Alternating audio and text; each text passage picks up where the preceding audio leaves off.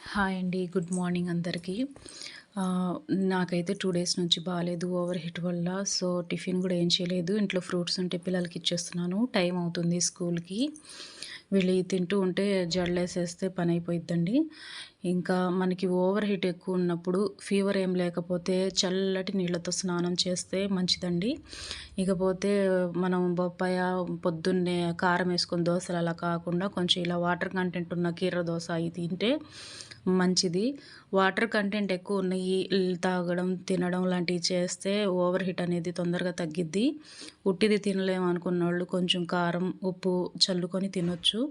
ఇదొచ్చేసి ice bag అండి. కళ్ళకి పెట్టుకునేది. చాలా రిలాక్స్‌గా ఉండిద్ది. ఓవర్‌గా హెడేక్ ఉంటే ఇది పెట్టుకొని కొంచెం రిలాక్స్ అవ్వచ్చు. ఇది కాసేపు ఫ్రిడ్జ్‌లో పెడితే కూలింగ్ అయిపోయిద్ది. ఇలా కళ్ళకి పెట్టేసుకొని మా పాపకు పెట్టి చూపిస్తున్నాను. పెట్టేసుకొని కాసేపు పడుకుంటే చాలా రిలాక్స్‌గా ఉండిద్దండి. ఈ టైలరింగ్ చేయడం వల్ల ఓవర్ హీట్ ఎక్కువై హెడేక్ వస్తే ఇలా ఒకసారి ట్రై చేయండి. Thank you for